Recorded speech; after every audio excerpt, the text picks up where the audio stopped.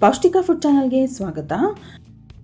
ಈ ವಿಡಿಯೋನಲ್ಲಿ ಆರೋಗ್ಯಕರವಾದಂಥ ಮತ್ತು ರುಚಿಕರವಾದಂಥ ಪಾಲಕ್ ಚೆನ್ನ ಮಸಾಲ ಮಾಡೋ ವಿಧಾನನ ನೋಡೋಣ. ಇದು ಪೂರಿ, ಚಪಾತಿ, ಅಕ್ಕಿ ರೊಟ್ಟಿ, ದೋಸೆ ಇದೆಲ್ಲದ್ರ ಜೊತೆಗೂ ತುಂಬ ಚೆನ್ನಾಗಿರುತ್ತೆ. ಇವನ್ ಜೋಳದ ರೊಟ್ಟಿ ಜೊತೆಗೂ ಕೂಡ ತುಂಬ ಚೆನ್ನಾಗಿರುತ್ತೆ. ನೀವಿಲ್ಲಿ ನೋಡ್ತಾ ಇರೋ ಹಾಗೆ ಇಷ್ಟೇ ಕ್ರೀಮಿಯಾಗಿ ಟೇಸ್ಟಿಯಾಗಿ ಈ ಸೈಡ್ ಡಿಶ್ನ ಸುಲಭವಾಗಿ ಮಾಡ್ಬೋದು. ಹಾಗೆಯೇ ನೀವಿನ್ನೂ ಈ ಚಾನಲ್ನ ಸಬ್ಸ್ಕ್ರೈಬ್ ಮಾಡ್ಕೊಂಡಿಲ್ಲ ಅಂದರೆ ದಯವಿಟ್ಟು ಸಬ್ಸ್ಕ್ರೈಬ್ ಮಾಡ್ಕೊಳ್ಳಿ. ನಾನಿಲ್ಲಿ ಮೊಳಕೆ ಬರಿಸಿರೋವಂಥ ಕಡಲೆಕಾಳನ್ನು ತೊಗೊಂಡಿದ್ದೀನಿ.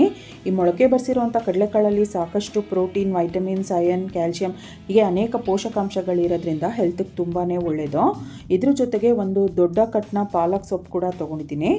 ಇದು ಕೂಡ ರಕ್ತಹೀನತೆಗೆ, ಹಾರ್ಟ್ ಹೆಲ್ತ್ಗೆ, ರೋಗ ನಿರೋಧಕ ಶಕ್ತಿ ಹೆಚ್ಚಿಸೋದಕ್ಕೆ, ಮೂಳೆಗಳ ಆರೋಗ್ಯಕ್ಕೂ ಕೂಡ ತುಂಬ ಒಳ್ಳೆಯದು. ಇನ್ನೂ ಅನೇಕ ಪ್ರಯೋಜನಗಳಿರೋವಂಥ ಈ ಪಾಲಕ್ ಸೊಪ್ಪು ಮತ್ತು ಮೊಳಕೆ ಬರಿಸಿರೋವಂಥ ಕಡಲೆಕಾಳನ್ನು ಬಳಸ್ಕೊಂಡು ರುಚಿಕರವಾದಂಥ ಮಸಾಲ ಕರಿ ಮಾಡೋ ವಿಧಾನ ನೋಡೋಣ. ಒಂದು ಬೌಲ್ಗೆ ನಾನಿಲ್ಲಿ ಕಡಲೆಕಾಳನ್ನು ಸೇರಿಸಿದ್ದೀನಿ. 1 ಕಪ್ಪಷ್ಟು ಕಡಲೆಕಾಳು ಮೊದಲೇ ತೊಳೆದ್ಬಿಟ್ಟಿಟ್ಟಿದೆ. ಕಾಳು ಮುಳುಗೋಷ್ಟು ನೀರು ಅಥವಾ 2 ಕಪ್ಪಷ್ಟು ನೀರು ಹಾಕ್ಕೋಬೇಕು. ಇದ್ರ ಜೊತೆಗೆ 2 ಪಲಾವ್ ಎಲೆ ಕೂಡ ಸೇರಿಸ್ತಾ ಇದ್ದೀನಿ. 1 ಚಕ್ಕೆ, 2 ಲವಂಗ, 1 ಕಪ್ಪು ಏಲಕ್ಕಿ ಕೂಡ ಸೇರಿಸ್ತಾ ಇದ್ದೀನಿ. ಇದನ್ನು ಪ್ರೆಷರ್ ಕುಕ್ ಮಾಡ್ಕೋಬೇಕು. ಸುಮಾರು ಒಂದು 4 ವಿಷಲ್ ಆಗೋಷ್ಟು ಕುಕ್ ಮಾಡಿದ್ರೆ ಸಾಕು. ನೀವು ಡೈರೆಕ್ಟಾಗಿ ಕುಕ್ಕರ್ಗೆ ಹಾಕಿದ್ರೆ ಒಂದು 3 ವಿಷಲ್ಗೆ ಬೆಂದುಬಿಡುತ್ತೆ. ಇನ್ನೊಂದು ಬೌಲಲ್ಲಿ ನೀರನ್ನು ಕುದಿಯೋದಕ್ಕೆ ಇಟ್ಟಿದ್ದೀನಿ. ಇದಕ್ಕೆ ಸ್ವಲ್ಪ ಉಪ್ಪು ಮತ್ತು 1 ಟೀ ಸ್ಪೂನಷ್ಟು ಸಕ್ಕರೆ ಸೇರಿಸ್ತಾ ಇದ್ದೀನಿ. ಸಕ್ಕರೆ ಹಾಕೋದ್ರಿಂದ ಪಾಲಕ್ ಸೊಪ್ಪು ಅದ್ರ ಬಣ್ಣ ಉಳಿಸ್ಕೊಳ್ಳೋದಕ್ಕೆ ಹೆಲ್ಪ್ಫುಲ್ ಆಗುತ್ತೆ.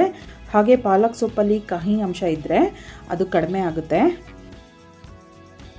ನೀರು ಚೆನ್ನಾಗಿ ಕುದೀತಾ ಇದೆ. ಇವಾಗ ಪಾಲಕ್ ಸೊಪ್ಪನ್ನು ಸೇರಿಸೋಣ.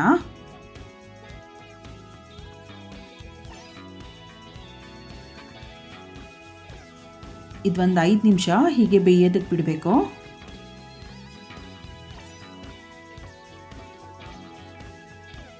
ನೋಡಿ 5 ನಿಮಿಷದಿಂದ ಬೇಯ್ತಾ ಇದೆ. ಇವಾಗ ಬಿಸಿ ನೀರಿಂದ ತೆಗೆದುಬಿಟ್ಟು ತಕ್ಷಣವೇ ತಣ್ಣೀರಿಗೆ ಸೇರಿಸ್ಬೇಕು.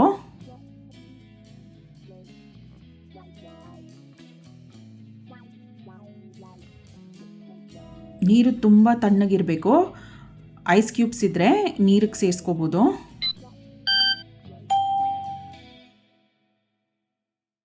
ಈ ತಣ್ಣೀರಿನಲ್ಲೇ ಒಂದು 2 ನಿಮಿಷ ಹಾಗೆ ಬಿಡೋಣ.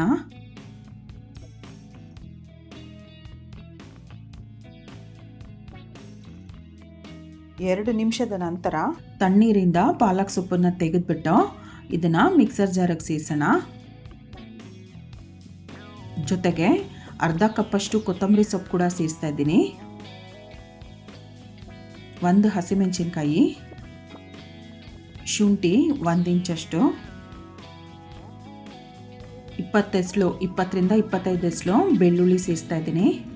ಒಂದು ಸ್ವಲ್ಪ ನೀರು ಹಾಕ್ಬಿಟ್ಟು ಇದನ್ನು ಫೈನ್ ಪೇಸ್ಟ್ ಮಾಡ್ತಾ ಇದ್ದೀನಿ. ನೀರು ಬದಲಾಗಿ ನೀವು ಒಂದು ಸ್ವಲ್ಪ ಎಣ್ಣೆ ಸೇರಿಸ್ಬಿಟ್ಟು ಕೂಡ ರುಬ್ಕೋಬೋದು. ಪಾಲಕ್ ಪೇಸ್ಟ್ ಸಿದ್ಧವಾಗಿದೆ. ಅಷ್ಟೊತ್ತಿಗೆ ಕಡಲೆಕಾಳು ಕೂಡ ಬೆಂದಿದೆ. ನೋಡಿ ಕಾಳೆಲ್ಲ ಮೃದುವಾಗಿ ಬೆಂದಿದೆ. ಕಾಳು ಬೇಯುವಾಗ ಲವಂಗ, ಚಕ್ಕೆ, ಪಲಾವ್ ಎಲೆ ಎಲ್ಲ ಸೇರಿಸಿದ್ವಲ್ಲ ಅದೆಲ್ಲ ತೆಗೆದುಬಿಡೋಣ.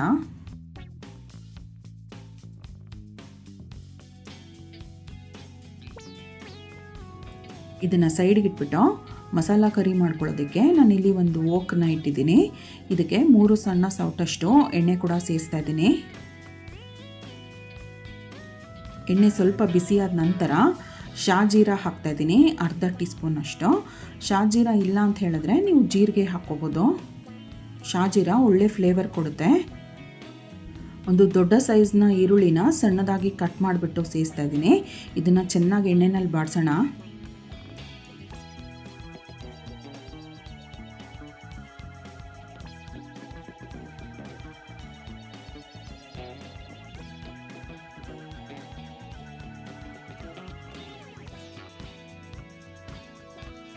ನೋಡಿ ಈರುಳ್ಳಿ ಚೆನ್ನಾಗಿ ಬಾಡಿಸಿದ್ದಾಗಿದೆ. ಇದಕ್ಕಿವಾಗ ಪಾಲಕ್ ಪೇಸ್ಟ್ ಸೇರಿಸ್ತಾ ಇದ್ದೀನಿ.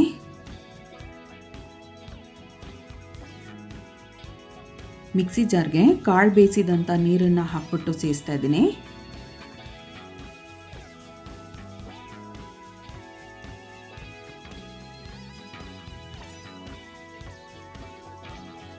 ಅರ್ಧ ಟೀ ಸ್ಪೂನ್ ಅರಿಶಿನ ಪುಡಿ ಹಾಕೋಣ. 1 ಟೀ ಸ್ಪೂನ್ ಅಚ್ಕಾರದ ಪುಡಿ ಹಾಕ್ತಾಯಿದ್ದೀನಿ. ನೀವು ಖಾರ ಎಷ್ಟು ಬೇಕು ಅಷ್ಟು ನೋಡ್ಬಿಟ್ಟು ಹಾಕ್ಕೋಬೋದು. ಅರ್ಧ ಟೀ ಸ್ಪೂನ್ ಧನಿಯಾ ಪುಡಿ, 1 ಟೀ ಸ್ಪೂನ್ ಗರಂ ಮಸಾಲ ಹಾಕ್ತಾಯಿದ್ದೀನಿ.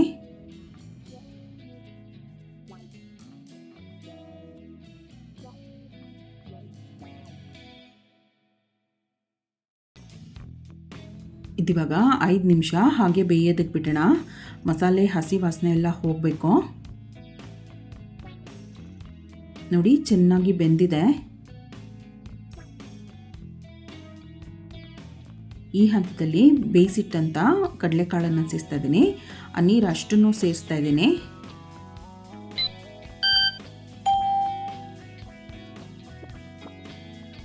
ಜೊತೆಗೆ 1 ಟೀ ಸ್ಪೂನ್ ಆಮ್ಚೂರ್ ಪುಡಿ ಹಾಕ್ತಾ ಇದ್ದೀನಿ. ರುಚಿಗೆ ತಕ್ಕಷ್ಟು ಉಪ್ಪು,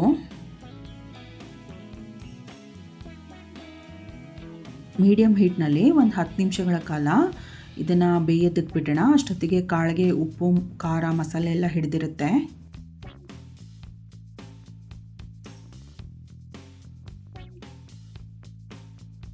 ನೋಡಿ 10 ನಿಮಿಷದಿಂದ ಬೇಯ್ತಾ ಇದೆ. ಗ್ರೇವಿ ಇನ್ನೊಂದು ಸ್ವಲ್ಪ ತಿಕ್ಕಾಗಬೇಕು. ಈ ಹಂತದಲ್ಲಿ ಕಾರ್ನ್ಫ್ಲವರ್ ಸ್ಲರಿನ ಸೇರಿಸಬೇಕು. 3 ಟೀ ಸ್ಪೂನಷ್ಟು ಕಾರ್ನ್ಫ್ಲವರ್ ತೊಗೊಂಡಿದ್ದೀನಿ. ಸ್ವಲ್ಪ ನೀರು ಹಾಕ್ಬಿಟ್ಟು ಇದನ್ನು ಸ್ಲರಿ ಮಾಡ್ಕೊಳ್ಳೋಣ.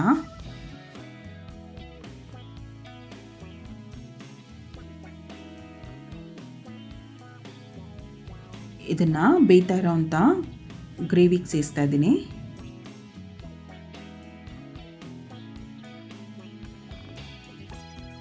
ಇವಾಗ ಇನ್ನೊಂದು 5 ನಿಮಿಷ ಸಣ್ಣ ಉರಿನಲ್ಲಿ ಬೇಯೋದಕ್ಕೆ ಬಿಟ್ಟರೆ ಸಾಕು. ಗ್ರೇವಿ ತಿಕ್ಕಾಗುತ್ತೆ.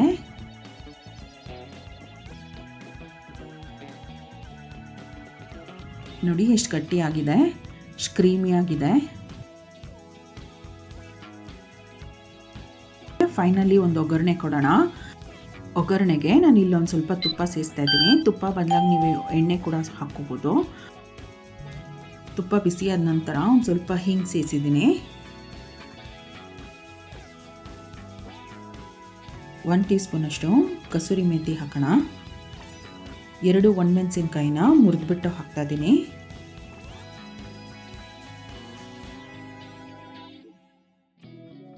ಒಂದು ಸ್ವಲ್ಪ ಶುಂಠಿ ಪೀಸ್ಗಳನ್ನ ಸೇರಿಸ್ತಾ ಇದ್ದೀನಿ.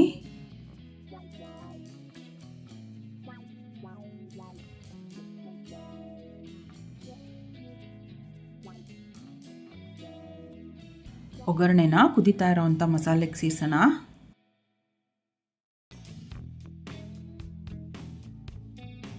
ದಿನ ಬೇಯುವಂಥ ಅವಶ್ಯಕತೆ ಇಲ್ಲ. ಸ್ಟವ್ ಆಫ್ ಮಾಡಿಬಿಡೋಣ. ಆರೋಗ್ಯಕರವಾದಂಥ ರುಚಿಯಾದಂಥ ಪಾಲಕ್ ಚೆನ್ನ ಮಸಾಲ ಸಿದ್ಧವಾಗಿದೆ. ಈ ಟೇಸ್ಟಿ ರೆಸಿಪಿನ ನೀವು ಕೂಡ ಟ್ರೈ ಮಾಡಿ ನೋಡಿ. ತಪ್ಪದೇ ಈ ಚಾನಲ್ನ ಸಬ್ಸ್ಕ್ರೈಬ್ ಮಾಡ್ಕೊಳ್ಳಿ. ಈ ವಿಡಿಯೋನ ಲೈಕ್ ಮಾಡಿ, ಶೇರ್ ಮಾಡಿ. Thank you.